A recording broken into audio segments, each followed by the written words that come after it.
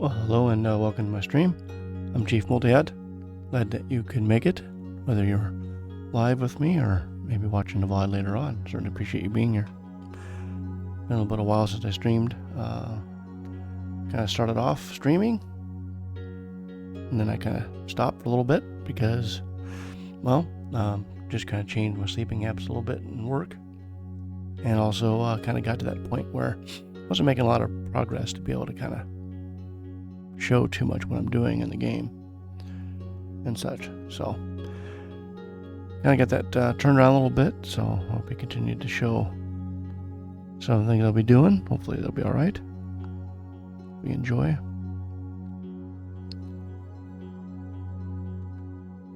So essentially what we're doing here is working on utilities.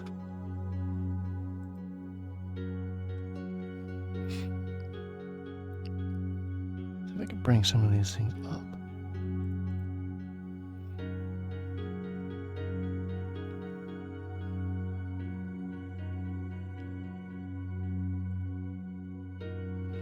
Well, here we go. So essentially, this is the mob gen webpage of the game.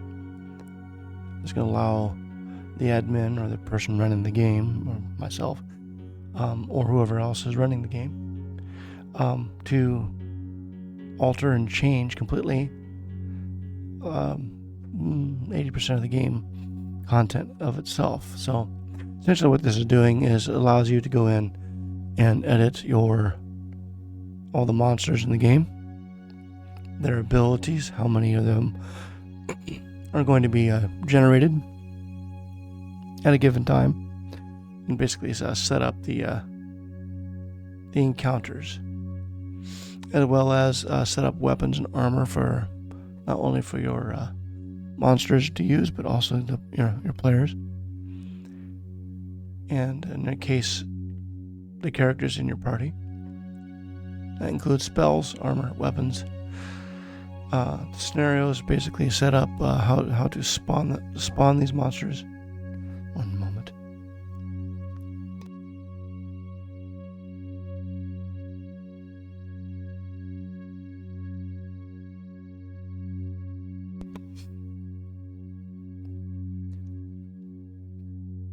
So as I go live. Oh wait, what's that? Got a frog in the throat. Perfect. Alright. So yeah, we're basically putting these screens together. So I kind of had some of these screens built out before, and with that, I didn't like how they worked. And even now, these screens are very dev heavy. They're not really optimized for your general public use. They're kind of busy, lots going on, but I need this so that I can then turn around and start making use of this process to build out my game. So what we have is basically all the current artwork I've been accumulating. I've been spending time with MS Paint in my little pad and drawing out all my mob characters. Stands for mobile characters.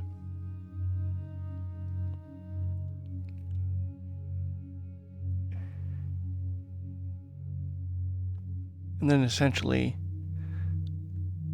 these are some of the test preliminary monster definitions on the left here, like blue slimes and a kobold that can cast spells, melee kobolds, orcs, ruffians, skeletons, so forth. A lot of times these data files are saved, have been saved as JSON files. And I wanted to start using some YAML because it's just a little bit easier to edit and read It does come with its own quirks, of course, and I was like, well, how am I going to get this to work? And so I was looking to see if there is, in fact, a sort of code editor available for someone who's making a website.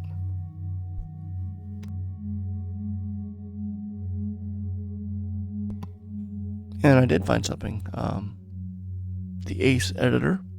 Now this actually has the capability of editing not just YAML, but several kinds of code and things like that. It's pretty nifty. I'm just using it for YAML editing currently. So when you pick a monster, this is the entire definition in YAML of that monster. And where this breaks down is you have what's called a mobile party chance. This is the chances that something's going to be created. Well, by the time you're creating something, something's going to happen. So this is the distribution or how it's going to create. Then you have like a general, okay, so what kind of weapons can be picked for this generation? And that's where I have weapons for the entire group. I have some identification for the code.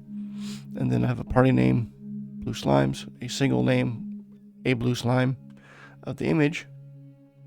You know, if I were to change the image, for example, and go over here and say, oh, now it's a green tree. Abyssal Trent tree, which I don't want that, obviously, so I gotta go back and find the blue slime. There we go. Back to blue slime. And so, yeah, so for the weapons, the primary weapon, I already made a weapon definition called slime. And I don't override the damage, so they stay 0 here. I have a default chance of 1, meaning it's going to pick slime all the time. No additional armor choices. So it's going to default to a natural armor.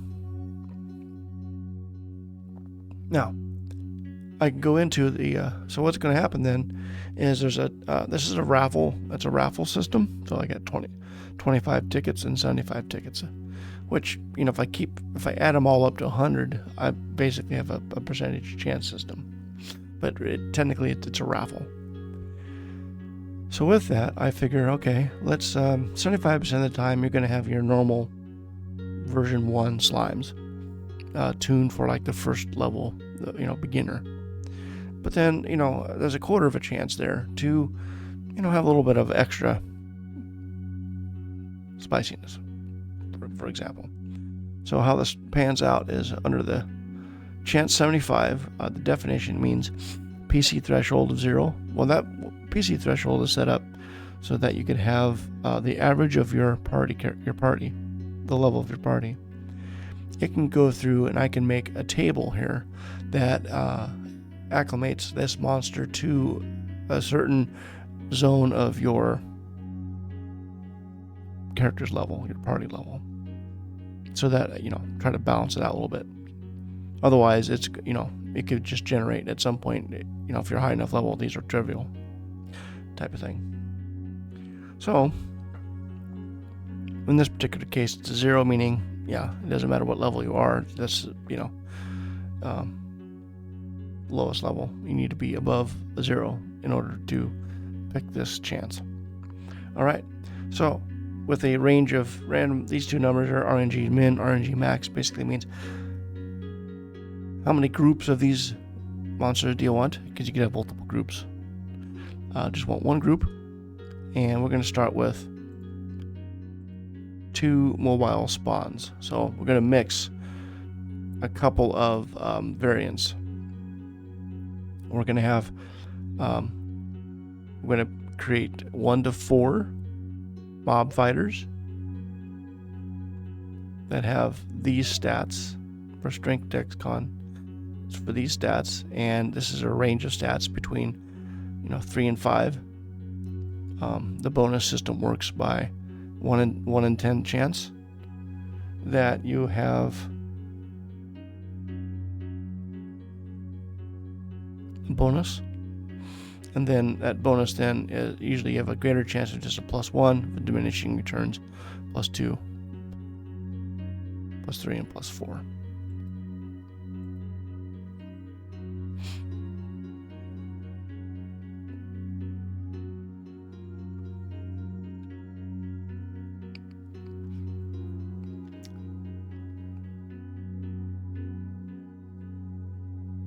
If you have a creature of multiple attacks at once and you want to combine everything into one type of an attack, that's what this the weapon choice definition is multi. You have conditions, basically saying if you want to start the mobile having a set number of conditions, maybe they're blessed, maybe they're fire resistant, maybe they have poison, different things like that. You can also give this particular group 1 through 4. You could then subdivide the weapons and armor again. You could add more choices that just will be picked at this level. If there's nothing here to pick, it will go to the outer level, which as I showed a little bit before of the choices there. So you have armor and weapon. You have what's called a vantage, meaning if I have a vantage point greater than 0, then anytime there's random rolls, it takes the better of them. And if it's a -1, then it takes the worst of them. So I can get like better than average, average, and below average potential. I could override the attack damage. I could add more damage on top of when it rolls. I could just arbitrarily add more damage and more hit. I could also give them their own hit points. I could allocate the hit points right here, either randomly through a range, or I could set it up as a specific amount. And generally, every type of monster, like a mob, we could have over here mob caster, mob decapitation fighter, mob fighter ice, mob fighter undead. As I go through and create different types of mobile units, these are the general classes or roles that you could choose from. Specific behaviors and abilities will be tied directly to the type of these classes. And over here I could pick which one I need. Now with not only that, I can also have what's called the game brain. The game brain controls how it picks the targets when it comes time to fight, and activating of abilities, and choosing whether it's going to cast a spell, use an ability, or a fight. Those some special actions. I have different kinds of brains, which generally will the default game brain is pretty much just general dumbness. Randomly pick something and fight. But if a kobold caster, for example, I have code in there that it could say, well, I want to choose to cast a spell, and it then it picks the spell to cast and gets it and prepares everything for that. And the more sophisticated how I want the enemy to react, or the more sophistication, that means I would have to come up with code to handle a different game brain, essentially. So you get to pick. That's data driven. How it behaves, what its aspects are, and how many of them. So in this particular case, a 75% chance of generating 1 through 4 mob fighters with at least another mob fighter that has a icy tendril. So you have one blue slime that's always going to be in the mix that has the ability to attack with the icy tendril, which gives you cold damage. And then the rest are just run-of-the-mill regular fighters, don't have any special effects. So that's how you can min-max, make things, that's how you can change your encounters. And then on the 25% chance, basically, we are making it less random. You're definitely going to get 3 to 4 of the standards, and then you're going to get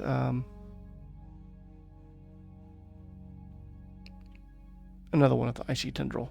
So this you're more guaranteed of getting something with that. So yeah, it's basically a rinse and repeat, going through and kind of building out all of your characters, going through and start configuring.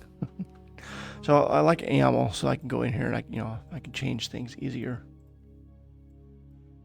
Make that a 9 if I want to, or 10. And then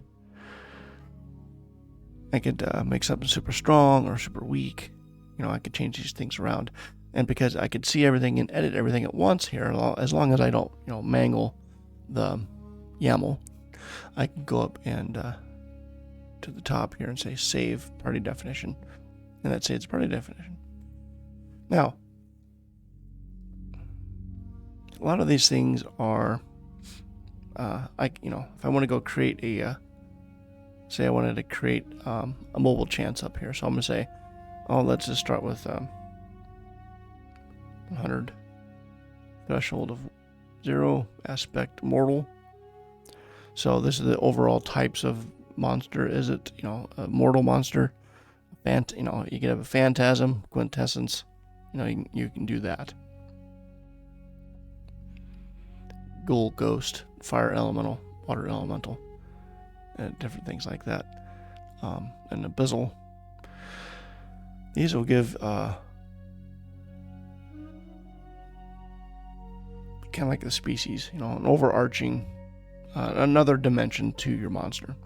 Most of them are just mortal. But if I made it a ghost, for example, then physical weapons are like, quarter damage. And when they attack, because they're ghosts, no matter what they do, it's going to be a ghostly attack. So it's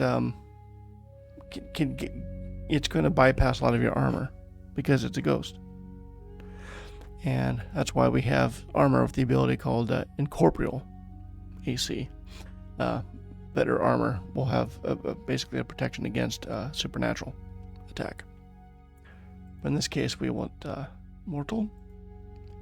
I'm going to pick just regular mob fighter. Default game brain. Now if I want to create a mobile chance and I also want to go ahead and add armor and weapons, for example, and a condition, then I go down and define the conditions. Level 1 for 5 rounds. Let's say, let's give it immunized category, immunity to cold for 15 rounds. Hidden, so it's not going to tell me as a player that it has this. For weapon choice here, I'm going to give, I'm going to pick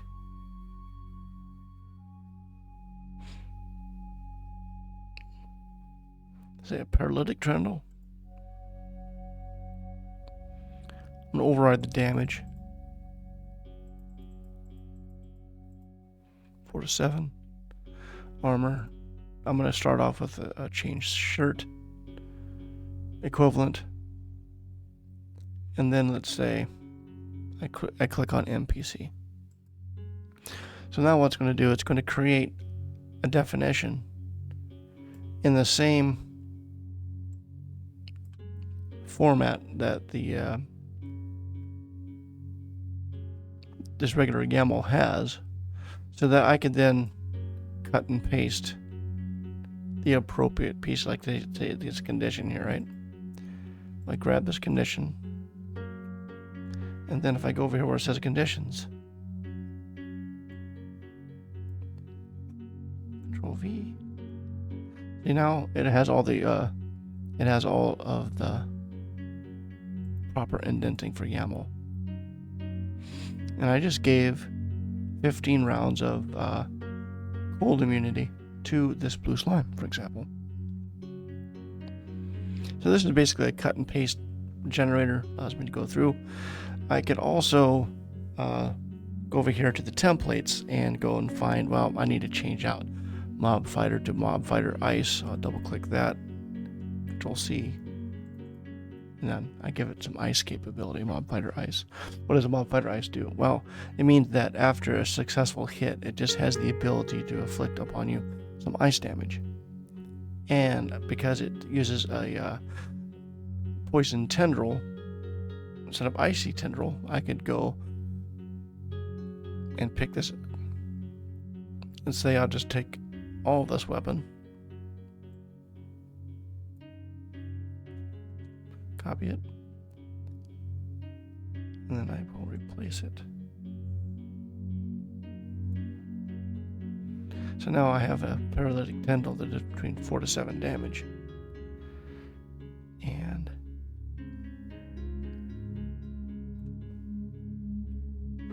so what I've just done here is on this particular I've just upped the game a little bit by giving them a paralytic tendril as 1 raffle ticket, and then 4 raffle tickets for slime. So most of the time it's just going to have a slime attack. But then once in a while it's going to have this paralytic tendril. So what's going to happen is the paralytic tendril is going to attack, do 4 to 7 damage, most likely apply paralysis to the target. And because it's a fighter, an ice fighter, oh, I made it the wrong spot. It's not an ice fighter. That's what it can do. Now up here, these guys are ice fighters, and they simply will pick the default weapon for a slime, which is at the bottom of the definition here. That's going to be slime. And with that, can have a % chance of doing more ice damage, like an ability on something like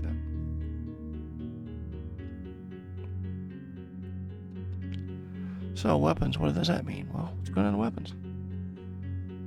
Or to pick up, let's go look at slime. There we go. I have a little bit of a color different color here to indicate that this is a mob only weapon. That way you don't want your characters, you don't want your players, or I don't want the characters being able to go and purchase a slime weapon. That's because, Now here's your slime. Slime is a basic, it's a melee. It's a basic weapon, bludgeoning, with finesse, meaning it's going to use that. It can use dex or strength. It has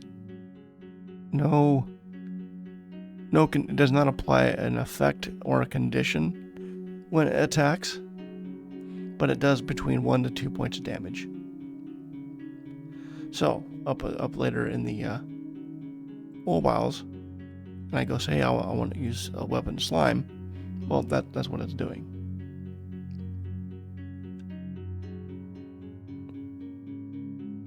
So basically, all this up here is setting up the templating so that I can copy and paste in the appropriate areas. For example, over here I don't have any weapons. So if I were to go ahead and grab the paralytic tendril,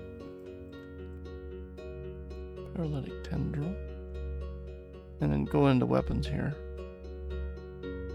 take this out, delete it, hit enter, Control V, paste it.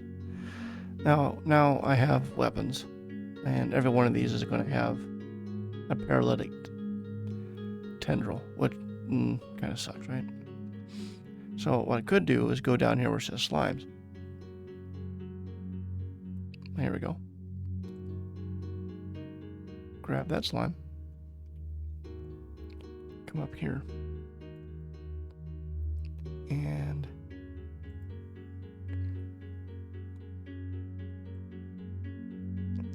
there we go. Now we have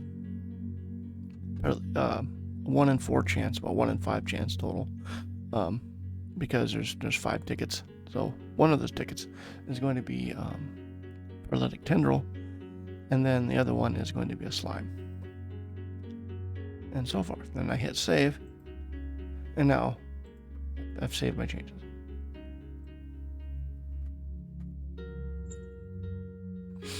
That's going to be hideous.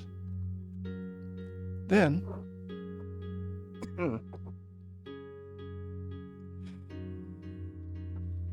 let's go down to scenarios. All right, how scenarios work? Well, I have like three levels of potential generation of mobs. You have the scenario level, you have the encounter level, and then you have the independent or individual spawn parties. Because really the lowest level of interaction is a spawn party. Spawn party contains of a single type of monster and then one to however many in that group. And that would be one group, for example. So, for example, I wanted to have a table of potential, monster generation. Under the scenario, generally it's like whole maze level wide. So you say I want the ability to choose an encounter, and then an encounter will have basically how does it go about figuring out what to attack you with. So on a scenario, I'm going to have 3 encounters. I'm going to have humanoid encounters, slime encounters, and undead humanoid encounters, with a humanoids and slimes being about almost an equal chance of them, 50-50 between them. And then much more rare is going to be the undead and humanoids. So out of a raffle of 4, I'm going to have 1 ticket is for the undead humanoids and 3 tickets essentially for one of these 2 guys. And so it's going to then, when it comes time to create an encounter, it's going to roll the raffle and figure out, are you humanoids, are you slimes, or are you undead humanoids? Well, what are those? Well, let's go look up over here the the humanoids, for example. So humanoids consists of 1 group, that's just 1. Now, I've put in a PC level threshold in this definition, but I don't make use of it as of yet. The humanoid encounter version 1. There is I have tickets of 5. Here's the tickets: kobolds, kobold casters, orcs, ruffians, and wild men. It's going to pick between this group. So I have 6 tickets for wild men. I have 1 ticket for ruffian, 3 tickets for orcs, 5 tickets for kobold casters, and 5 tickets for kobolds. So essentially, we're going to come across mostly wild men. If we don't come across the wild men, it's either going to be a 50-50 between kobolds and kobold casters. And if that doesn't happen, the next thing up is going to be orcs, and to follow up finally with ruffians. Ruffians are a special mob. They're low level, but they have the ability to decapitate, instant kill, even at low level. So a little bit of a quick wake up risk type of thing. Otherwise, you have the rest of the battle set up. So this basically says, okay, the encounter will generate one of these parties. Then, up in the mobile definitions, that's where you're actually creating those SP or those single party spawns, and that's going to be the definition of, okay, what is generated. So if I were to go to the humanoid over here, let's pick kobolds, right? So under kobolds, here we go. We have kobolds. We have two groups of kobolds here.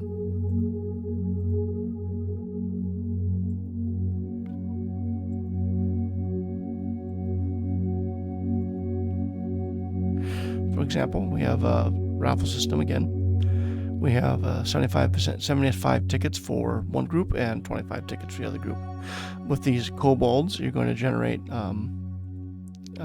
it's going to consist of 1 to 2 mob fighters that just 1 to 2 mob fighters. And these are the stats. Using the generalized weapons.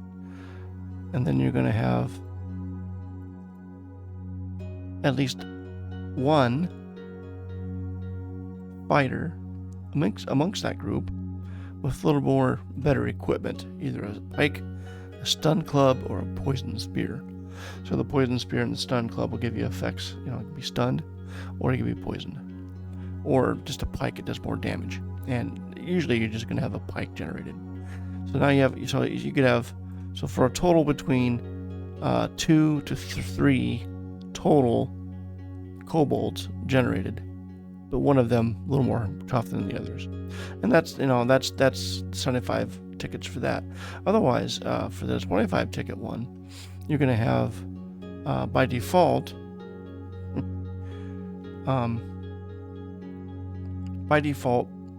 everyone generally are equipped with pikes. They have leather armor or chainmail armor, and further here, so either everyone gets a pike instead of before it could be more simple weapons. So you have a little more stronger weapons in this group. One of them is going to, you have 2 to 3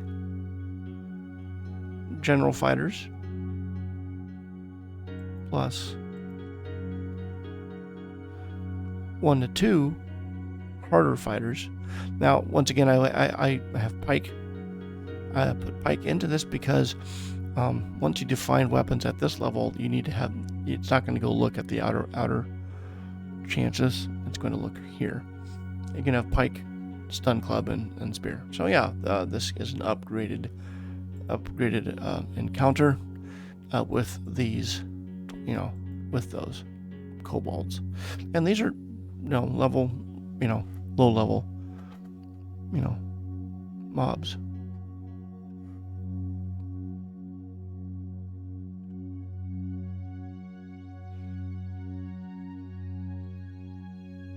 And so that goes rinse and repeat, different flavors. Generally, when I say something V1, it kind of is a combination of what level in the maze I'm going to be putting these things in, and V1 basically means the first version of it. So I could have something called like a celestial orb. Well, that's a V1 as well, but those are like level 18 end game type of nasty. So yeah, here are the encounters so far. So I have, so this all potential encounters is a pool of encounters, and then you have a pool of scenarios. It basically says which encounter is going to be picked, and then once you find the encounter, which single party spawn definition are you going to use to create the attack, create the group to attack you. Now, I have 3 basic groups. Like I said, scenario picks an encounter, which picks your attacking party, or you could have an encounter which picks your attacking party, or you could just have an attacking party. So then now you have in your mapping system. So this is the maze, for example. This is the first level, and this allows me to create the maze, the walls, the rooms, and on the 4 walls, in relationship to each other. And then on each level of the maze, I can have a spawn table, essentially. By default, all rooms spawn index is 0, and 0 is set to SC Maze V1. Now, the odds of you getting a SC, the odds of you engaging with this scenario is going to be based off of the odds set at this. So this is a 1 in 20 odds. So it's going to roll 20, and if it rolls a 1, you're under attack. So these are all 1 in X odds. And then there's a random system. Now random is basically an undefensible attack. It just happens. You resist it. You have items activated to prevent things from happening to you. Maybe you have your thief doing scouting, and because of scouting, when you're, say there are spike traps, the scout will say, hey, there's a spike trap. You know, it'll just tell. What'll happen is 1 in 50 chance. If that happens, it'll say, you know, spikes appear out of nowhere. And so, you know, but everyone's protected because, you know, somebody was watching out for it. Otherwise, you go through the entire party and someone takes a little bit of damage. Some of these, it gets more insidious as you get lower into the depths of the dungeon. You know, fireball trap shooting out, you know, pretty powerful fireballs. You know, your level 1 party is probably going to be incinerated completely, and you're starting over. You know, because you've decided to figure out somehow you made it to the level 5 out of the 10 levels, and you shouldn't have. Well, so now you have essentially rank, or index 0 is going to be your maze. Your SC maze V1, that's your scenario. Now, for index 1, I went right with the encounter level. So I just want to look at a specific group. So you can think of it as a scenario as a group of groups, an encounter is groups, and an SP or single party, that's just a single party being generated. So wherever there's a 1, I want this encounter to occur. Otherwise, I've chosen, okay, for index 2, I have kobolds. Specifically, I want kobolds, and just kobolds, to be generated whenever you come across an index of 2. So over in the map over here, you're going to see, you know, if I put an index of 2 down, that's what's going to happen. And, you know, and so you just add these up, as many as you need per level. So this is how you shape and mold the encounters, the things that you could run into, the types of battles that you can, you know, things like that. More things I need to add into this is like when over certain puzzles, treasures, storyline, points of focus or points of interest, and yeah, you just go through and you map out this map. And how do you map out the map? Well, over here, if I click on maze, solid walls, auto, this is all room based, so I'm creating a wall inside the room. But if I have auto on, that basically means all the adjacent rooms set the opposite wall so that it's a solid 2-sided wall, because that allows you to create the illusion of rooms with no walls. You go, say, north, you turn around and there's a wall, so you could have pass-through walls. This system is room centric. Here is the room generator. So if I hit a W, that makes it a wall. If I hit a D, it's a door. If I hit it again, it turns it off. So basically, you're creating a template. So let's say I want to create an end cap here. I got solid add. Now, what does add mean? I made a mistake. When I said solid, that's when it goes through and puts one in the room you're in, and then on the opposite side, the room on the opposite side, puts a wall there. So you'll see it when I drop it down. So I'll drop down here, see, and then I'll turn off solid and I'll go over here. See, they said single line. That means that room has walls, but outside of it, there's no walls. So you just walk into this room and suddenly you're now inside of a room. If I hit solid, then it will do this. Puts it in. Now add basically means whatever I've chosen here, it's going to overlay onto the maze level when I've done. If I don't have add, it's going to explicitly put down what I have. Like so. So now let's say I'm going to draw a hallway. So I'm going to go, I click those in. Then I'm going to create a curve here, so I'll put a wall down like this. I have a curve. I take the wall off, down the bottom piece and the top piece, let's say. So now I can put in, and then out here, I want to have this off, this on, so I can come around the corner like that. And then I'm going to put in another, wall going up like this. There, I have a U-shaped corridor, for example.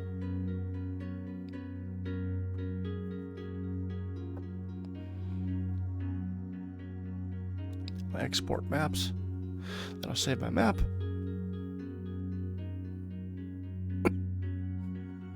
And so forth. So yeah, this is my map generator. There are multiple levels. Level 2, level 3, 4. I have to get busy. I'm still making the game. So we have that part of it. I'm going to go back to, let's say, mobiles. Now as you're back to your mobile definition. So essentially, yeah, that's the coding. That's the things I've been working on. Some tooling to help me make the game. So you got to build the game. You got to code the game to make the game, essentially. So, I'll set up. Yeah, good old times.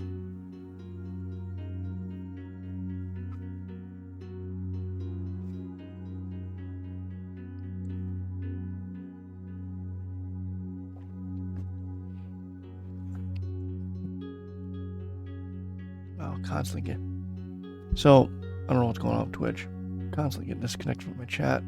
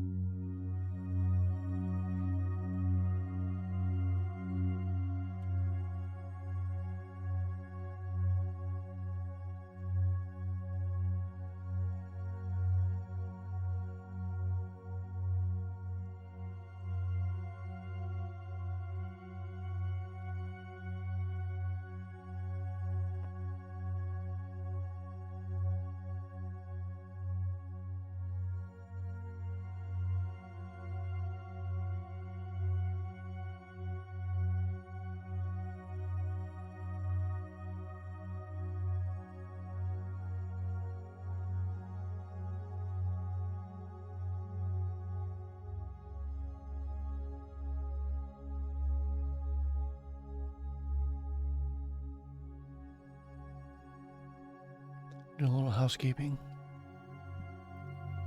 Okay. Well, so what is all this coded in? Well, glad you asked. C#. So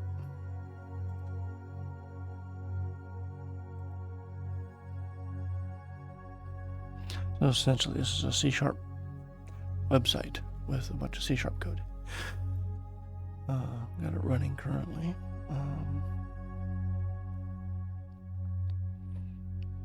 You can kind of think of it as a custom engine in a way.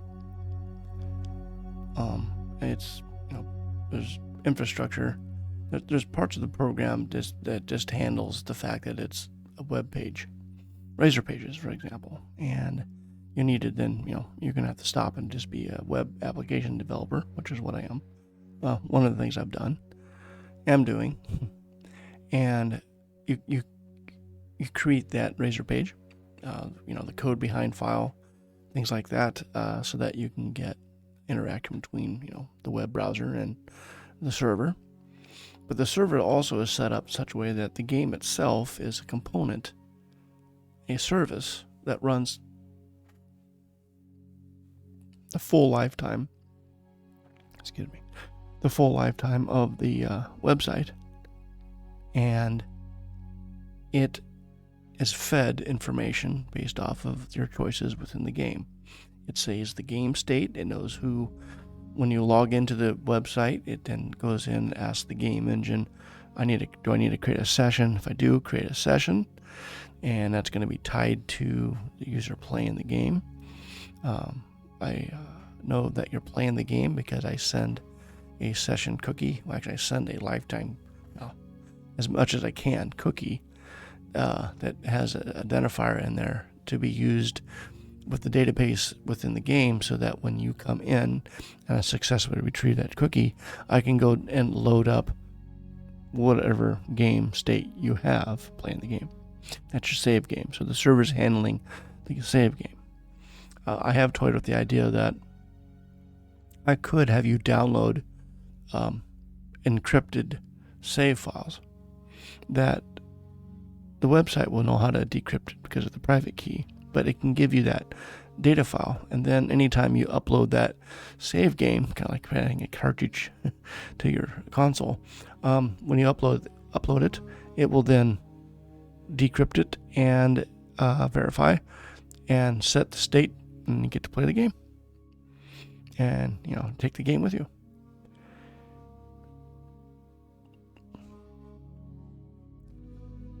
But currently it does use a cookie, and it's only to hold on to it contains essentially an encrypted grid. Well, hello, glad to have you make it. Thank you for following me. Thank you so much. My current Twitch system, I can't connect to the streamer chat, so I won't be able to type anything back, but I certainly appreciate you following. Thank you so much. And if you happen to say anything, I can't see it because, once again, I can't connect to chat. I'm trying to work through this.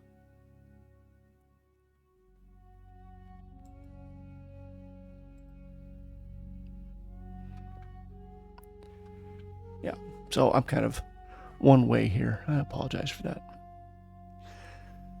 So I have to just assume there's people out there listening to me. I appreciate it so much.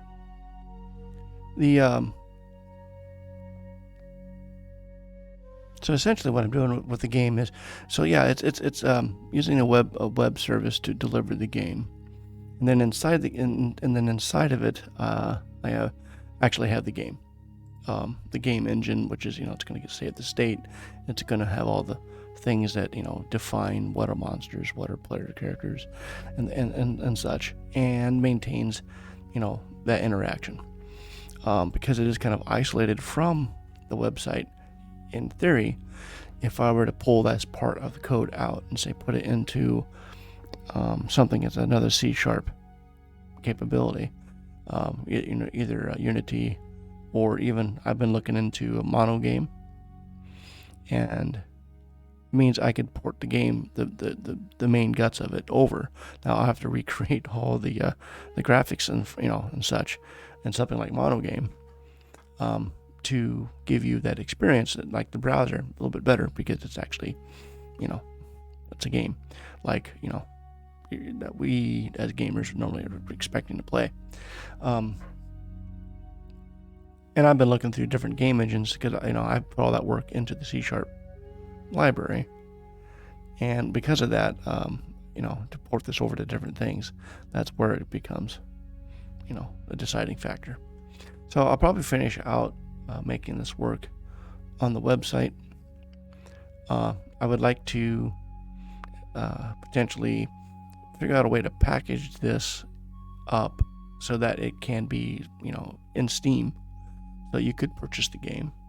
What will happen is that when you play the game, it launches the server as a local web service, and then you just run your browser against your local web service, and you can play the game. The other part of that, though, is because you purchased the game, you can host this on a website yourself and have other people come and play the game. So I'm kind of working those details out a little bit. I don't know if you buy the game and other people can play it, or you buy the game and then other people who bought the game can play it. But you will have the option to be able to serve it, as a website. Is the kind of the goal.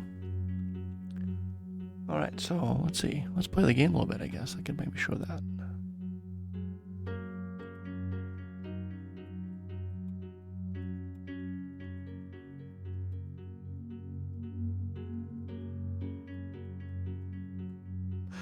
There we go. I was able to send at least one message out. Yeah.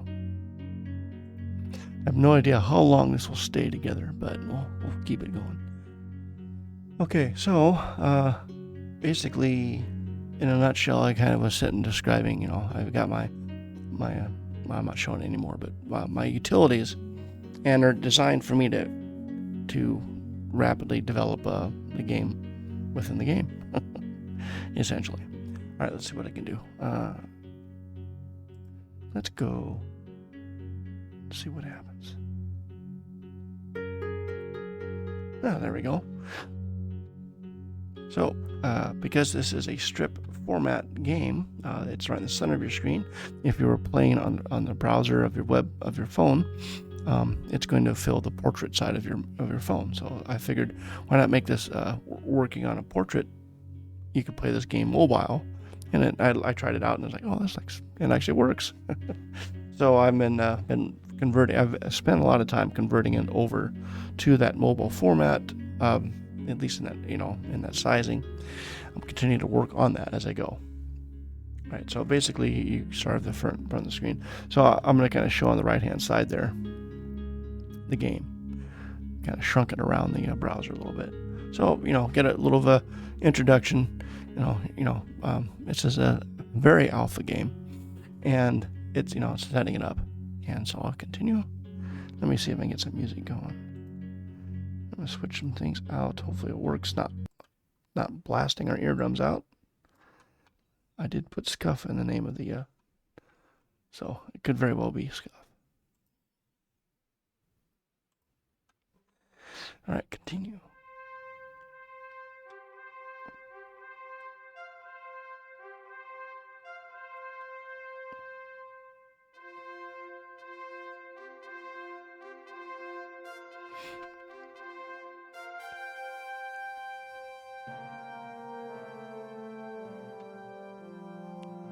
A little bit of intro music. That's kind of loud for me. It's probably quiet. I'm assuming it's quiet. I've done some recording before. Hopefully, they listen to some sound levels. So, if you happen to be here and you want to let me know how it's going, you just give me a holler. Otherwise, I'll just keep continuing on. Excuse me. Let the trumpets finish their blasting here. I can't hear myself think. There we go. Beautiful town of Treptera. Why Treptera? Well, way back, I used to run some D&D campaigns, and my world was called Treptera. So now we have Dungeons of Treptera. Yeah, so basically it's like your computer RPG. You can have a town. You can have all of your, you start off, here's where you can pick up a party. Here's where you go buy weapons. Here's where you buy armor. You're going to buy spells, get rest, raise the dead. All those maintenance type of things. And in some descriptions about how the game works.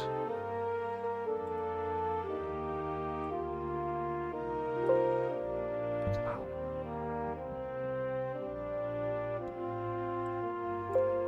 Adjusting some local side. There we go. Yep, just kind of a little history. Tells you about the game.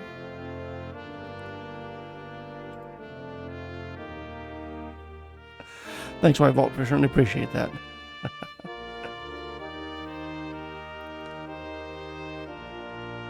Alright, let's get into some battles. I've been testing some stuff out.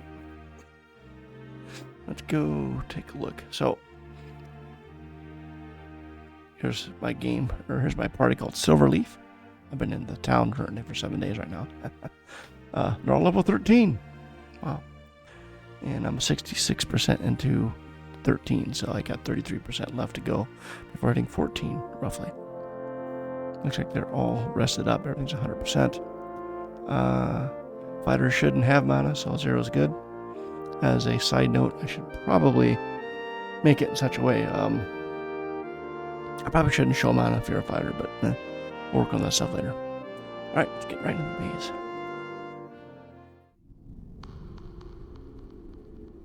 So yeah, we're in the maze. Now I'm going to go exploring, see what's going to happen. Oh, immediately. Red slimes. Alright, so everyone's going to get under attack. This shows everybody.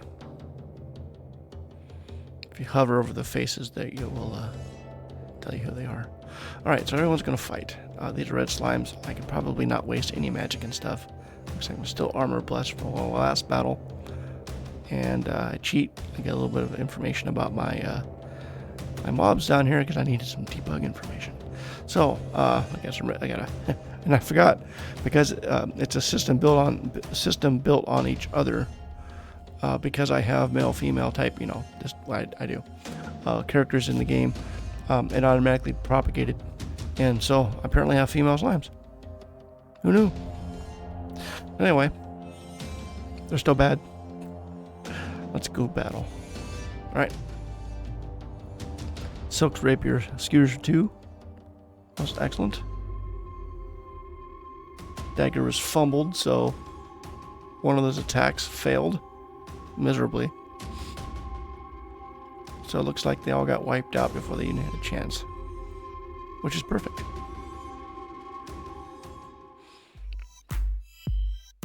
This is where we pick up our gold and geld. 1 gold, 2 silver. That goes into the way this game system works is that your party has party coffers. You don't really have an individual. And I was just sitting thinking about that. Things you think about while taking a shower. Hey, I play a party of, higher level characters for a while. I can amass some riches. And then I need to create some more another party, let's say, starting at lower levels. They're going to walk into the store rich. And I go, yeah, I think that's exactly how I want it to work out. As you have some coffers, money in your coffers. Why not give your level 1 characters the best of the best? There's a good chance that, you deck them out and they go out in the world and second battle they get destroyed. That can happen. It's not forgiving. But the idea is that kind of gives them a leg up because some of the ideas is that when you progress, you're going to unlock special classes. And they're going to start at lower levels, but you're going to have the riches to be able to work on that. I'm just connecting from chat again. Lovely.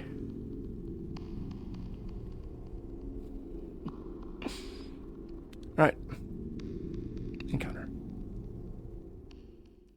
If I were to create an external chat system through my game, you could technically chat with me through my game and we could circumvent Twitch altogether.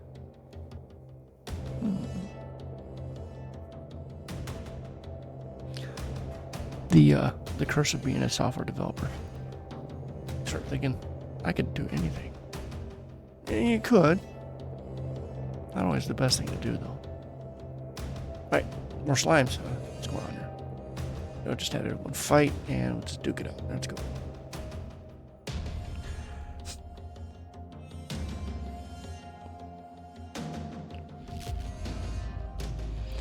There we go. Now, I've been contemplating this for a little while. One thing I have noticed is that when I did set up my Steam account, I used my full name like an artist, So, I've already probably slipped my own name before. I really don't have a problem with it, so I will, I know I am Chief Multi-Hat, but I can also be sometimes they call me Dave. Sometimes. So, that is okay. Dave. So it was, I like to kind of speak to myself in a third person once in a while for comedic effect. But Dave, what do you think about that? I did that in one of the streams. Like, I'm supposed to be, Chief Multi-Hat Anonymous. Blew it. And I'm blowing it now. Anyway, we're moving forward.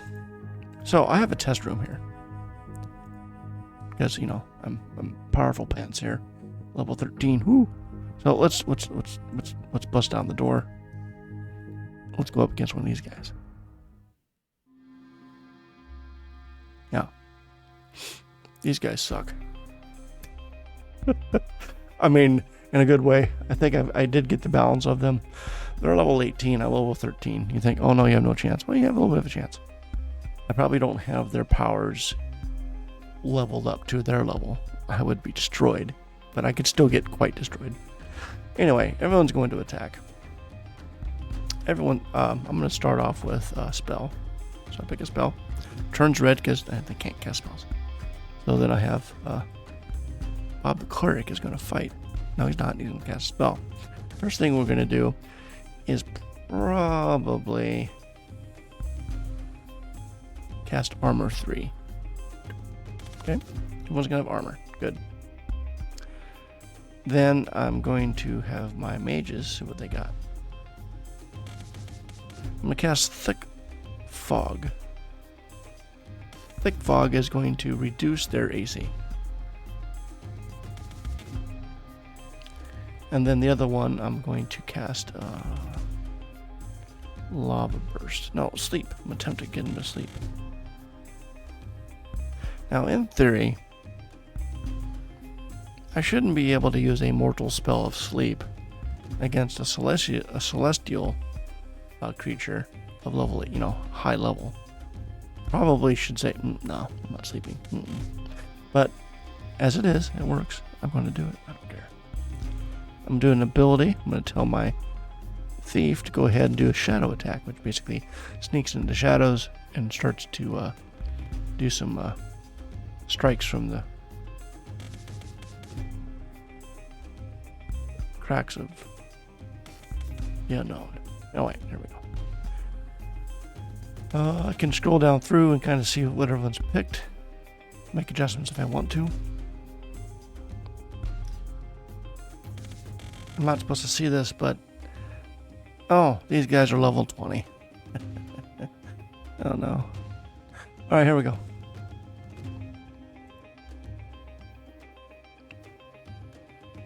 Suffered from Thick Fog. Good. Rapier hits for 16. He fumbled it though, only once. Oh, look at this. I cheat. Belinda has cast Sleep. Perfect. So, they're asleep. Everyone has an AC of 4 enhancement with armor 3. And the Orb of Judgment is asleep, so I can't attack this. Let me just smack my mic.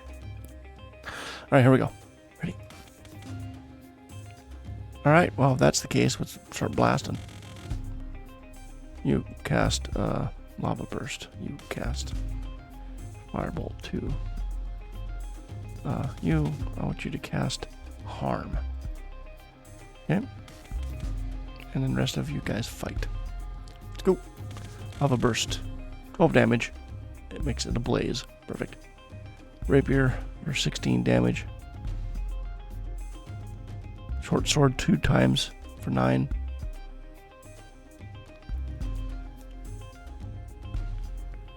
Critical. Has succumbed to Bob's harm and brings malfeasance for 17 damage. Still asleep.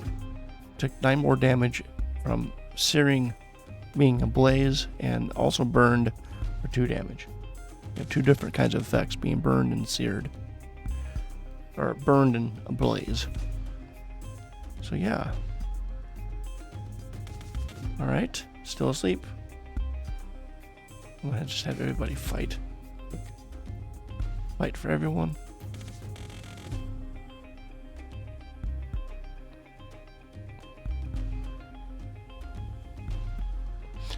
Mortal wounds. I lucked out in this battle.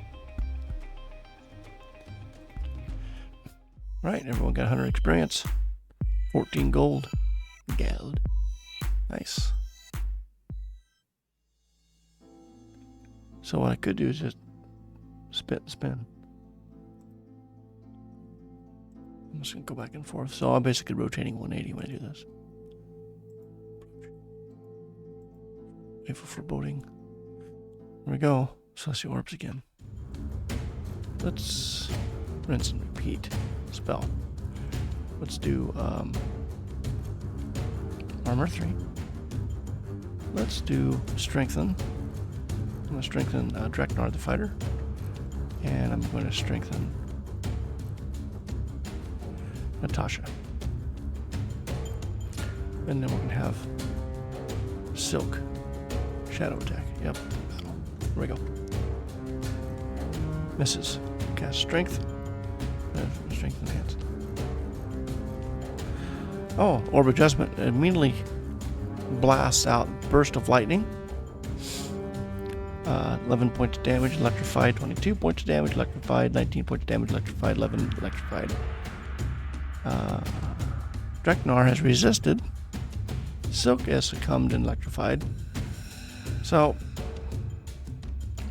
electrified. Perfect.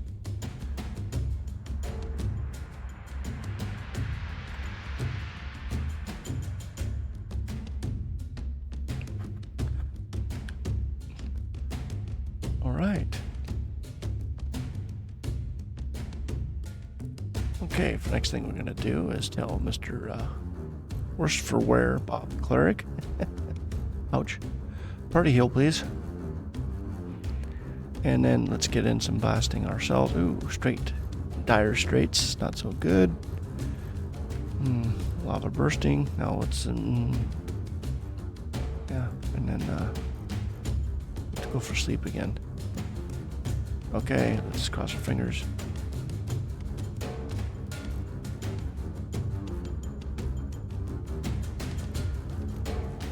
Pretty weak, this party heal here. Yikes.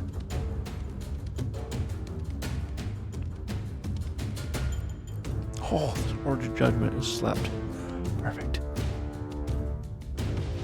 Yes. But we're still electrocuted, so we're still getting zapped. Ow.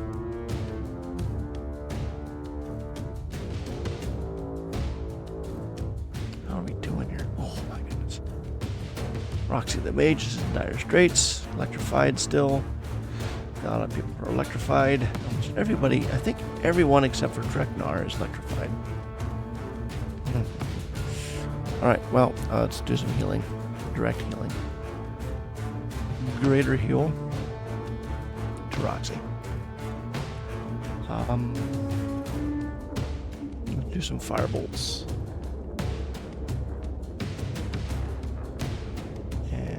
Another ability on Shadow Attack. Yep, let's go. Bob gets a heal. 20. Yes. Just the Orb of Judgment is bending.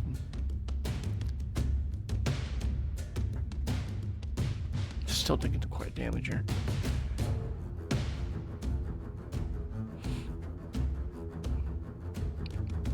Alright, how are we doing? Worse for wear. Hurt. Alright. Spell.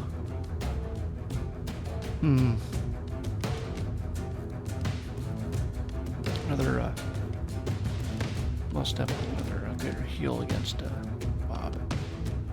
You know what? I'll do a party heal instead. Party heal.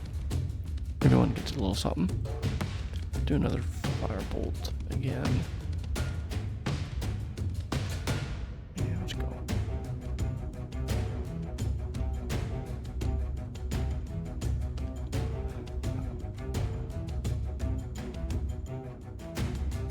Gets party heal going.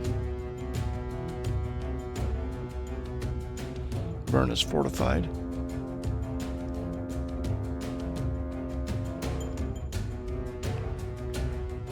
Orb of Judgment has received mortal wounds, and everyone has no longer electrified. Nice.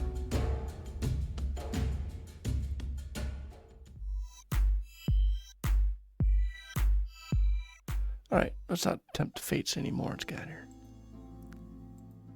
Okay. Head back to home. Go back to town. Alright, let's go to the boar snout. Yeah, so some of the graphic changes I've done in my artwork is I'm brightening these things up a little bit. Alright, bore snout. Let's go to food. No. I really need to get the food and drink system going. Disconnect from the chat again. Convenient. Oh, I wish I can get these. Oh. I need a better in-ear. It just drives me nuts. Makes my ears itch. Alright, rest and recovery. Let's go for 200 gold. Only 200 gold? You know, at one point in time I had characters with like 1400 gold. And then I made some game changes and lost everybody. Alright, let's rest for a week. Alright. Got some serious healing going on here.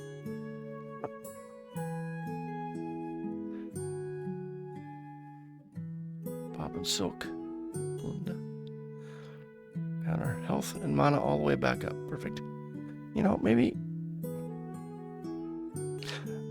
a couple things. I don't want to have a game mechanic where you're clicking on sleep. I mean, it's kind of boring, repetitive, grindy, extra grindy.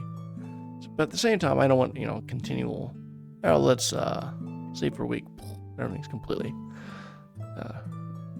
energized, but work on that a little bit. So the food and drink aspect is that. All right, back to website development. When I click on these things, you see how it jumps, redraws the screen. So I need to go in and kind of fix that. So what you do is use something like a tool like a HTMX, which is a server-side state machine, kind of like React, in that it's instructing the browser to only replace parts of the document object model or parts of the website and not refresh the whole thing. And React is client side and HTMX is more server side. So what does that mean? It just means that when I click on this, it sends a post back to the server saying, "Hey, I picked Dreknar. Okay, I want you to redraw this section of them. I want you to either redraw Dreknar, or just simply redraw all of these selections." And if I say just redraw these selections, then this doesn't jump up and down and change, which is what I want to do.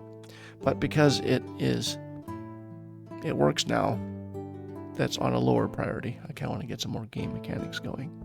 So it's always a battle between, let's get some visually working better. Oh wait, we need to, maybe add a food system. I've been wanting to add a food system for like 2 years. Something like that, right? Okay, so Dreknar is going to go in, and so is Natasha and Silk, for example. And I want them to eat hearth roasted animal flesh. Perfect. So I kind of have inroads in the game system, but the idea of this is it's going to give you like buffs. Eat, and if you eat, go sleep, then you get things back faster.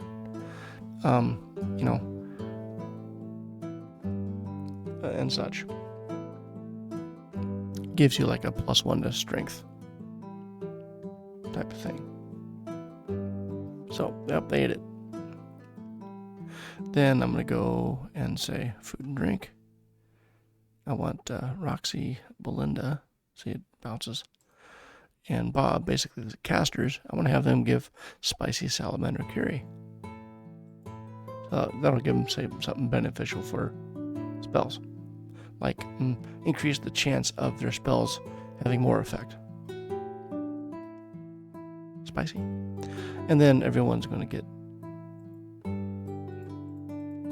some drink. Oop. And I also kind of made it so that, made this brighter as you, dull than bright. I think what I want to do is get rid of that. I think I want an outline to occur, not have it change the opacity. But anyway, everyone gets some a little bit of a frothy best ale. There we go. Another aspect of this part is, since you're at the inn, going to job quests and information, this is going to activate quests or activate conditions in your maze experience. So if I say I want to get red slime skin, then it'll increase like the chance of red slimes increase the chance of red slimes being generated. And then when you dispatch them, you collect red slime skins. Come back here, turn it in, get some money. I really want to kind of expand that system in such a way you can gather some exotic food ingredients, and then the boar snout will create a special meal for you. You eat that, then it gives you a boon. Kind of increases that capability. Or there is a noble that wants a particular kind of flesh for their banquet, so they've charged you to go to the level 3 to find this creature and harvest, essentially. So yeah, a little bit of questing. Give some flavor to the game. So anyway.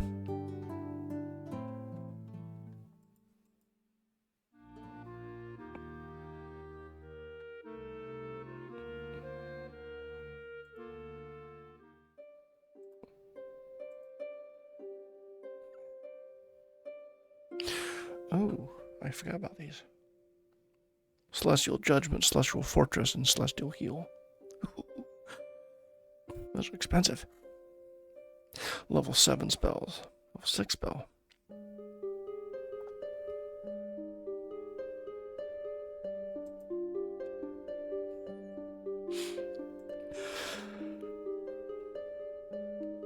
Excuse me.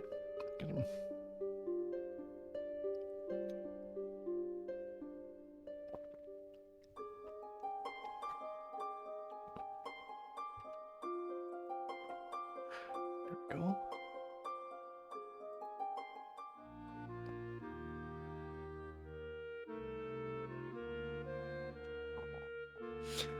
Another thing I need to do is, right now, almost anybody can get weapons and all the weapons you want. And I'm just connecting them in chat again. Woot.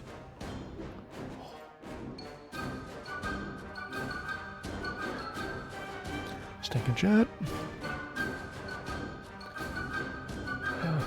Oh, wait. Must speak to the VOD. Hey, for watching the VOD. Certainly appreciate it. Thank you. Yeah.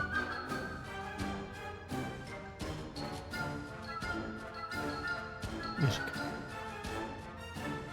Kevin MacLeod is the one who made this music, and he has a Creative Commons. A lot of his music is actually public domain or royalty free. Well, it's always royalty free, but he gives like a game maker capability of using all this music. Just put them into the credits, which I would very thankfully do. Recommend is if you are developing your own game and looking for some music, to go to my Twitch page. On the front screen or the about, I will have some music lists, and down below there'll be a link there. And of course, if I was a smart streamer, I'd have like StreamerPod set up and I would give the command, but since I'm not connected to the chat, I guess it won't matter. Oh, I hope I fix this chat stuff. Huh. Right. Anyway, to complete the thought, the place to buy weapons, you can go in here as a fighter and say, I want weapon. Okay, well, anything against green is because you're a fighter, you can get all these weapons. I really need to make it so that either the level dependent, a lot more money, and then really kind of restrict what weapons can go to what classes. Because this really isn't D&D, it's a computer RPG. And I want weapons to be based off of kind of class, not just general use or anything. So, I need to, at some point, this list will be dependent on your level.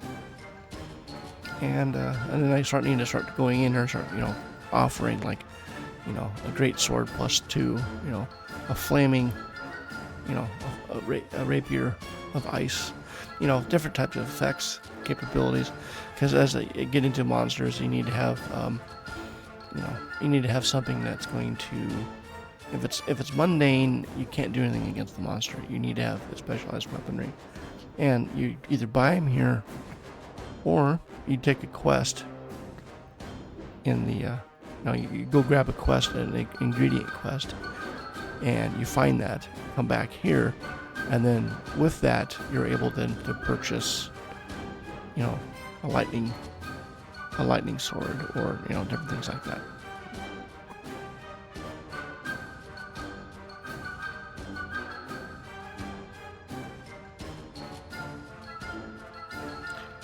$5,810 silver. So yeah, poison spears and something like that.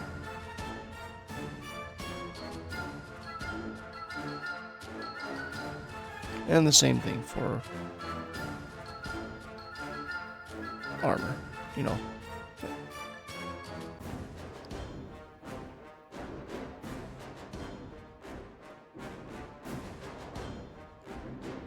Equipped leather.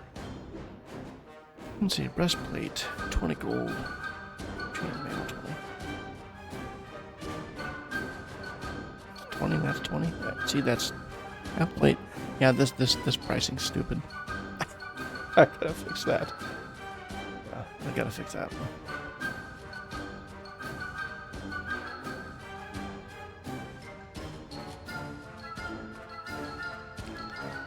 Yes, give me some breastplate. Montage. Breastplate. Alright, Dreknar.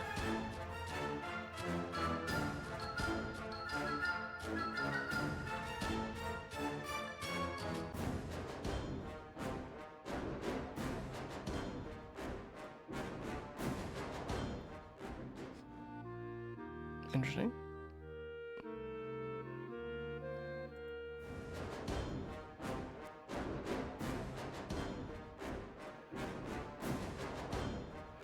Oh.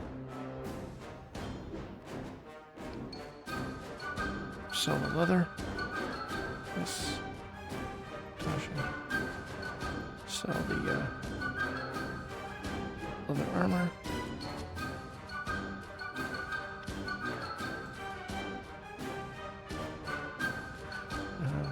Bob. What does Bob have? Bob has a mace. Inventory's club. Alright, let's go to sell the club. Yes.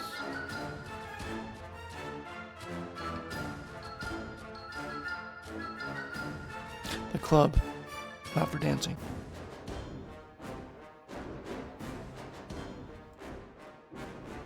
Silk weapons. He has rapier. Good.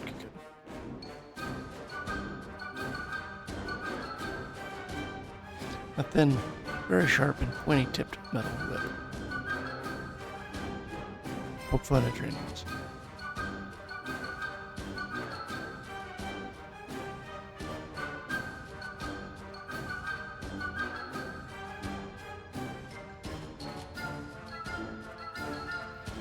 Let's get out of here.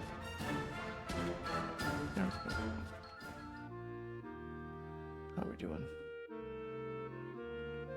Alright, let's see if we get our butts kicked.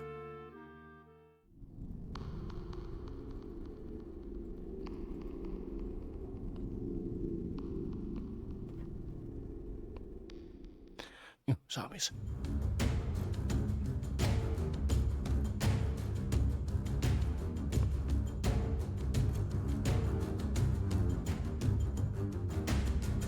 Hold.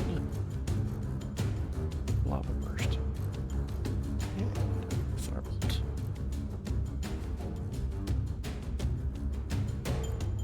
Shadow attack. Right.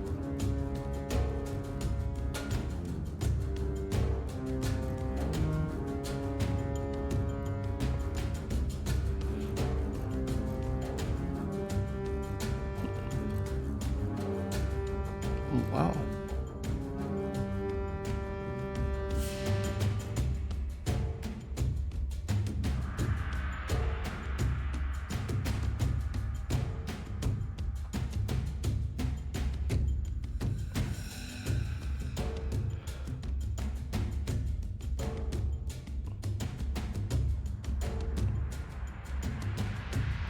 Alright.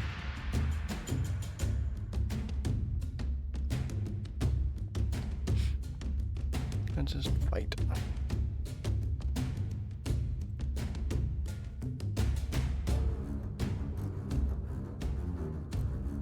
Here it is again, because you know.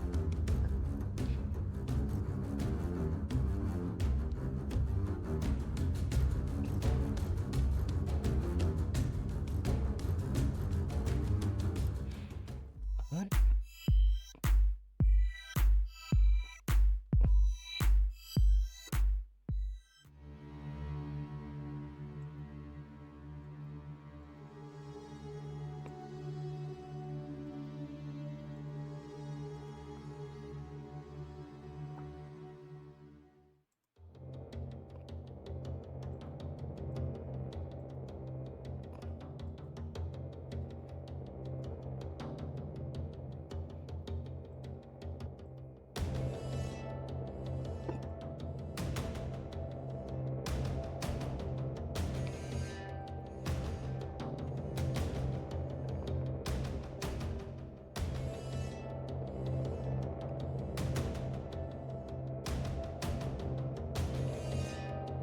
So zombies, if they attack with their decomposing fists, they have a chance of paralyzing you, which Natasha resisted. That's good.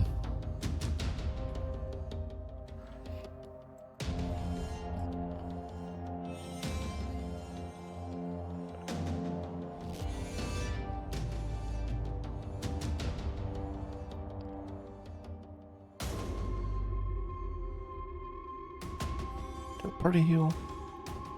I'll do a firebolt blast and also do a firebolt. And then, okay, everyone attack.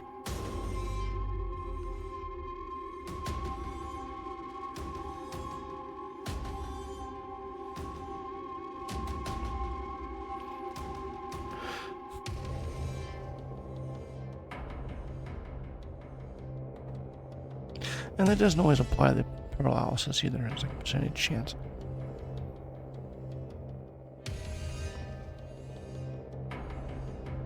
Ah, it's now Belinda here. Belinda got hit for 4 damage and got paralyzed.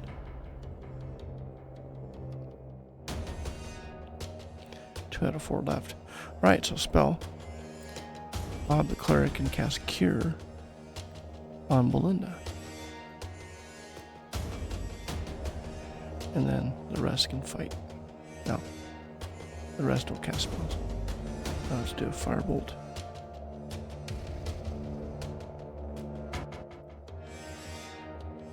And do some battle.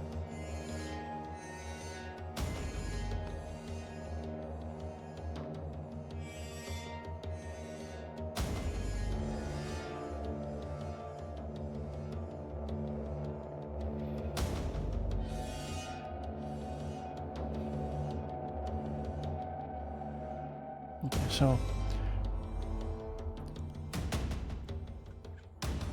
to start off, Bob cast Cure. Belinda was affected by Cure conditions removed. Yep, and then we go to town here. Looks like. There we go.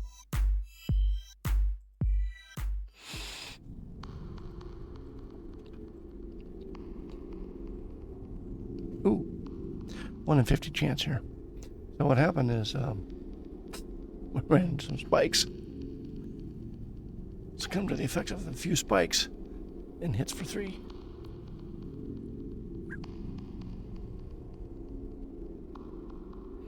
So mostly resisted, but Natasha and Dreknar got hit for 2 and 3 damage. Excuse me. Let's go to town. Alright.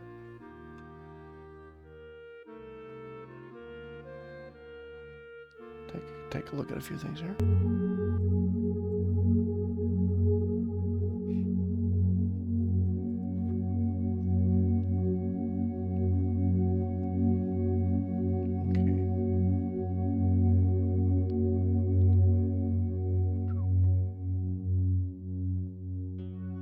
So, let's look at the zombies.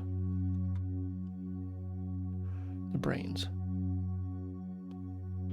I'm gonna go save my game.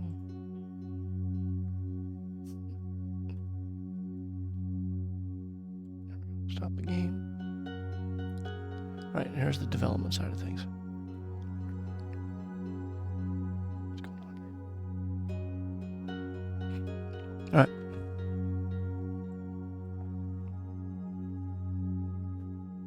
Game brains. Inside of game brains here, we got some C# constructs going on. I have an interface, levels of abstraction and things like that, which I don't necessarily have to get into at the moment. Basically, this gives me the ability to see all the brain code as the same thing, so that I can have another system be able to manipulate and make use of the brain through this interface.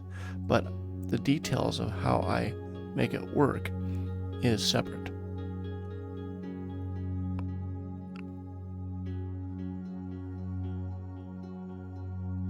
Now, with the game brain system, this is also where abilities are put together. Things like shadow meld or shadow fighting, and other things I come up with. And there's a way for me to convert these into objects, so that when you play the game and you go to that character and say, I want to pick an ability, I have a set way of showing what abilities you could pick.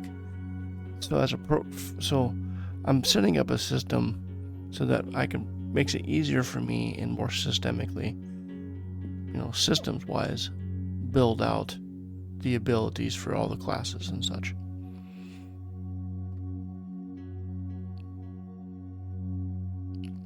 Here's your default.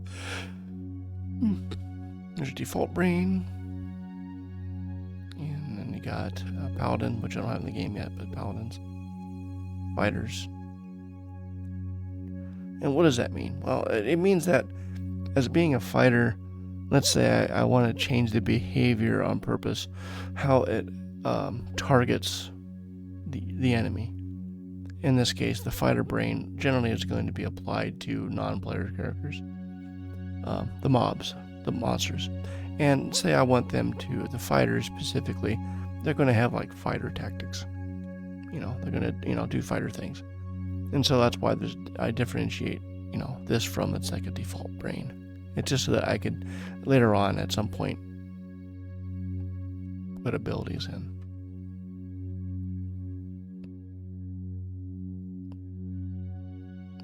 In this particular case, I do use fighter brain for my fighters, because this is how I'm going to implement the ability to feint, which I haven't been using in the battles lately, but there's a feint. What does that mean? It draws the attention of the monsters to choose that fighter as their target first.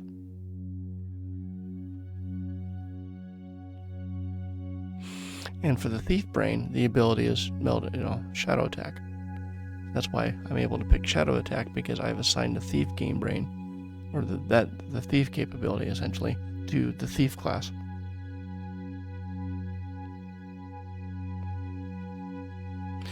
The Kobold caster, for example, I define a spell, Sparks, that does 1 to 3 damage, fire, to the whole group of the players, and then on a successful attack, it will add a condition that can do 1 point of damage for 3 rounds.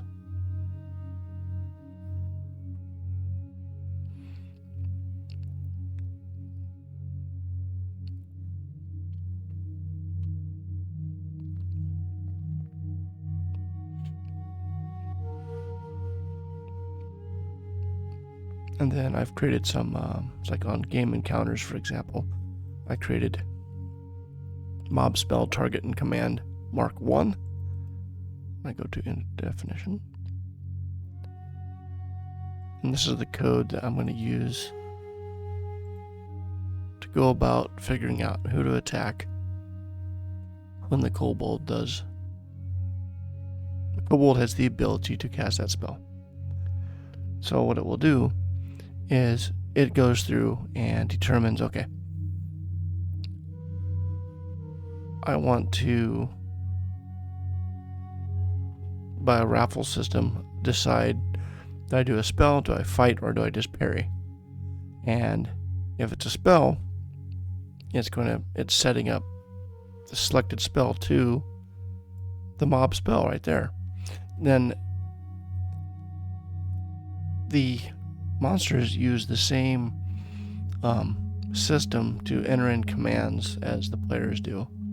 So then when I run around, I go through each character, because everyone is part of a character, and it goes through and it will go ahead and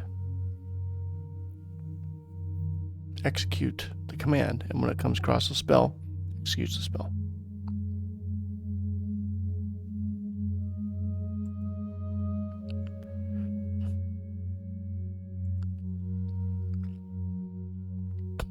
I don't know why it's doing. There it is. Okay, now there's a celestial judge. It has the ability to have a lot more different spells. You have Lightning Dance, which is that burst of lightning. You have Silence. It's going to prevent my casters from casting spells. And it has the ability to Dispel, which I don't have activated right now. But a Dispel basically causes mortals, because they're from a different place, like Celestial, it will vanish. It'll make me vanish, phase out, prevent me from participating in battle. I can't participate in battle, but I also can't be attacked.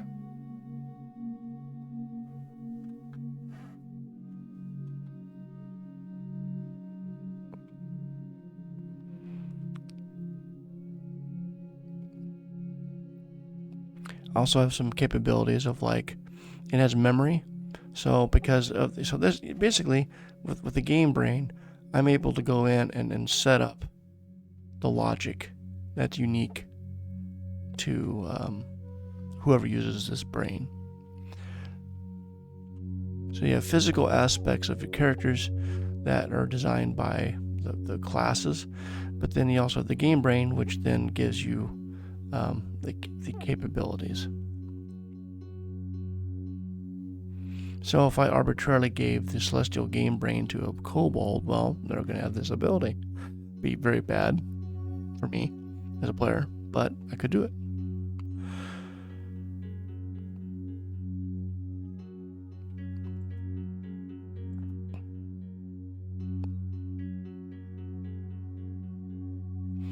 Basically, it goes through and confirms, all right, am I mobile? Yes, I am. All right, it's going to get information about the target party, which is me, my party. It's going to determine 7 out of 10 times it's going to fight. Otherwise, it's going to cast a spell.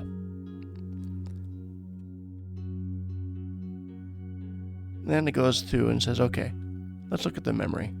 When's the last time I cast Silence? And when's the last time I cast Lightning Storm?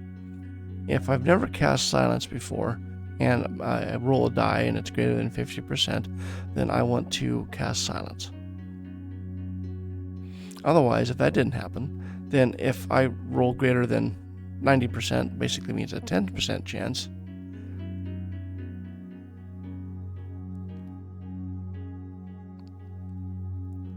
So what this logic is basically saying, if I've never cast Silence before, there's a 50-50 chance I'm going to cast it. If I have already cast Silence, I may recast it 10% of the time. And if I didn't do any of those, then I will see how many times did I cast Lightning Storm. The more I cast it, the less chance I'll do it again. So if I never cast Lightning, there's a 50-50 chance I'll cast Lightning. Otherwise, 40% chance, 30% chance, and down to 20% chance. That way, I'm trying to give them some variability, some randomness. I don't necessarily want to blast the characters completely to death, just unrelentingly. But that's So what's interesting is this is code based. Making a game system as data driven as possible allows for easier game balancing. But this is a functional system, so this game balance a little bit harder to extrapolate. So.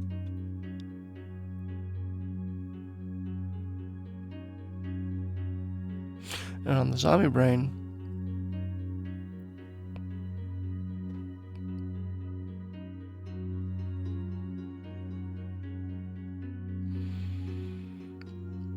basically, there's the capability of what's called an after attack condition. You essentially are saying with undead, I've given this special ability.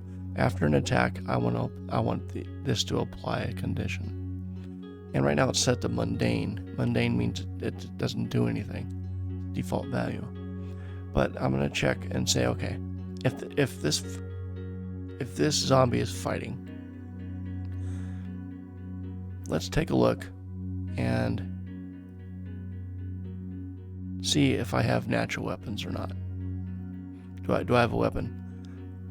No, I don't. I have natural. It means you're a decomposing fist. All right, let's roll odds, 1 and 2, which is 50-50. If I roll a 1 out of 2, then it's going to set from this point forward, it will acquire the attack condition of paralyzation.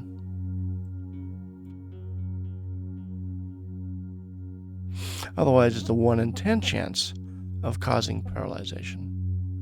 And then from that point forward until that target until the zombie is dead, its attack will always attempt to cause the condition. Now,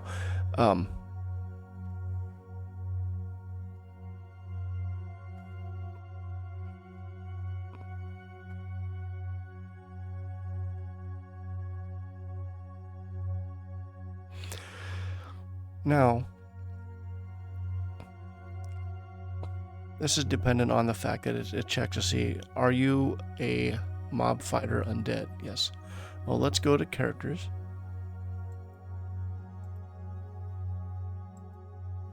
And look up mob fighter undead. As you can see, mob fighter undead is defined for it only for itself a after attack condition. So then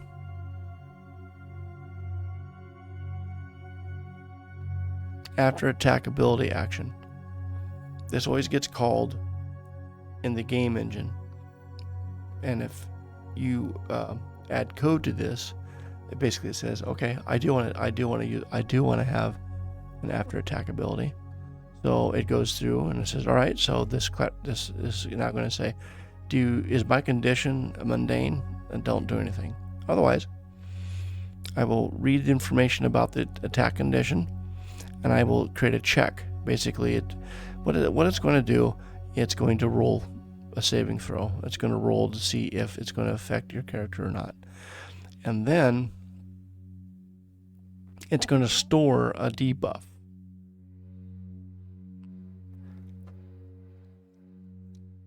And what does this mean? This means that once the zombie starts to attack with paralysis, every time it uses paralysis, it gets worse at doing it, essentially. So it's a decay. And if I were to change this condition debuff lower, it decays slower. If I make it higher, it decays higher, more quickly. So that's how that works. So now now I'm getting to that realm of, because of all these different places where you can make changes, you could have the capability of a lot of different scenarios, effects, parts of the game mechanic, essentially, and trying to get all these systems in place so that I have the support for these things. Build upon them, each other. Then I get to sit down and says, okay, here's all the things you can do with the game. Here's all the ways it interacts. Here's all the dimensions to things. Now it's time to come up with a story and come up with, a progression of that. This is a very niche game. It's a dungeon RPG. It has that classic grind. If you like those kind of games, that's what this is for. It's kind of an older style type of, dungeon crawl. I like to battle. I like to see if I win. I like to have more interesting effects. Go up against, more interesting and deadly fighters. Have consequences. It's kind of roguelike in the fact that you kind of have to start over when things die. You have to go and, bring another character back up to level and things like that. So, been working on this for about 2 years now. Once procuring, procure the music, because I'm not going to make my own music as much.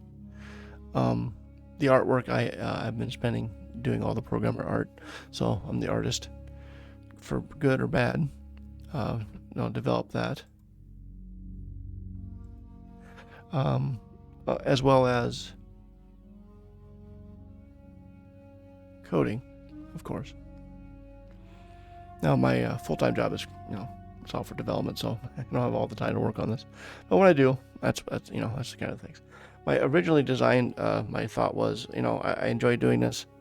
I don't quite have a structured stream for the fact that I want to, do a teaching session and such like that. I'm just going to kind of talk about what I do when I do it, interact with any of the viewers if they so wish to interact, answer questions. But at the same time, I kind of wanted to just open up my work session and just kind of, so there's times where I'm going to be more getting in and working on things and setting things up, go back into the maze, test it, and run around with it like that. And try to get more focused as to what I need to work on next and, and such. So, excellent.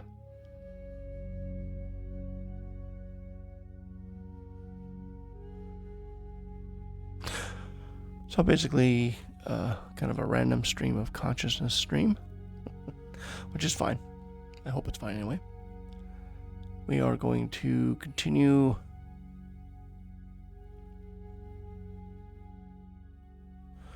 trying to think about what I want to do next. I have been heavily working on those editing screens. I need to add the code to actually persist it to disk so that when the game loads up, it actually makes use of my changes. But what's interesting about the game system here is that I have a hard-coded process of creating some characters, setting things up for defaults. And in the future, what I could do is I did at one time did this, but create a utility that reads the YAML files and then converts them into C# code, where then I could turn around and hard code that into the game, to make them more of the default characters as I build it, and then basically adopt that data driven into build into the code, type of thing. Right now, the game basically loads up its data off the file. It's not really needed for a database. It's not that huge. It just loads up everything into memory and goes to work.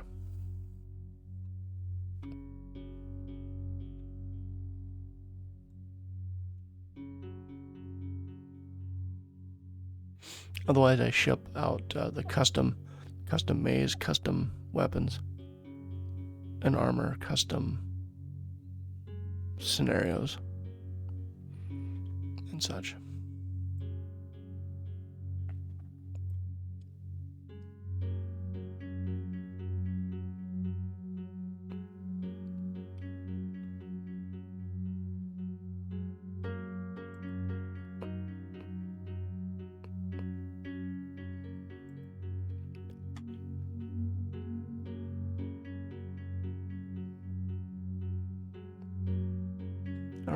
Well, let's see.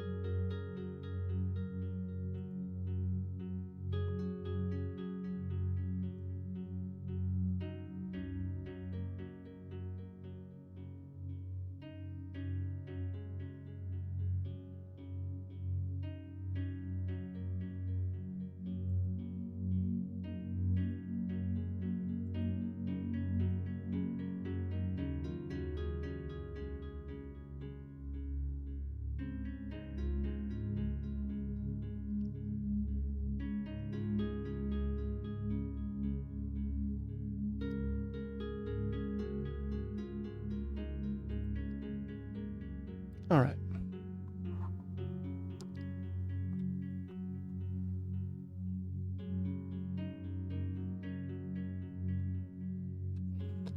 I certainly appreciate whoever's been watching the VOD. Thank you. I'll probably be getting more into some coding. I think for right now, I'm going to go ahead and end my stream today. I'm getting a lot of disconnects and connects on the streamer chat. It's kind of hard to, if people are showing up, to interact with them in that way, which is unfortunate. But I do appreciate the follow. I've got to 25. It's awesome. Got to the goal of 25. Now I just need to stream back up a certain amount of stream time for a month, and then retain some viewership. That means I need to actually be entertaining, which is a good possibility that I will not be. But that's okay. I'm mainly streaming just to kind of figure, I wouldn't mind people interacting with what I do. I like to share what I'm working on. It's a little centric around developing of the game. But beyond that, it's, if somebody could see code and be interested, that'd be fine. Otherwise, it's an open work session, essentially, is what I'm going to be attempting to get back into. And we'll go from there. Be more programmer art. Definitely getting geared up toward probably some serious filling out of characters, or not characters, but mobs or monster groups, and mapping, creating maps. I kind of want to get that going pretty good. We'll then start working on a low-level party again, kind of get the feel for the progression again and see how that works. I definitely want to get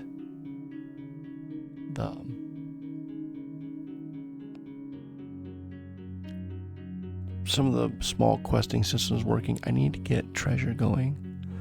It's nice to find a treasure chest to get stuff. I mean, you gotta have events like that, traps, puzzles type of thing. Rudimentary.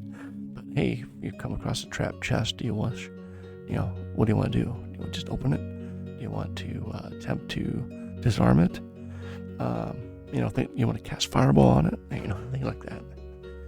Make sure there's a tome in there. Your mage is 100% sure that it does in fact contain a tome of magic, and that mage wants to go in and retrieve that right away.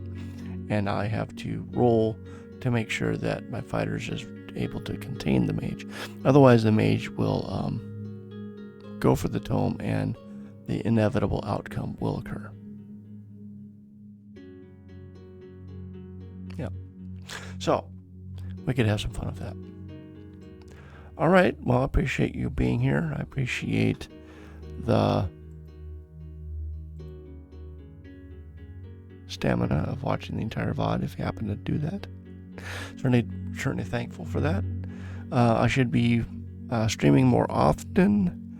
Probably like to set up a schedule, or at least to kind of give a general idea of when I might stream. Probably going to be streaming Friday, tomorrow, a little bit. We'll see. There's going to be a lot more coding, because I do want to get kind of finalized, at least be able to the point where I could save my edits on my weapons, monsters, and spells, and get that part going at least. Looking forward to it. Well, I'm looking forward to sharing to more things. Starting to thank you. All right, well, I hope that you have a good evening, good morning, good afternoon, wherever you may be. And I'll hopefully see you at some other time. Thanks so much for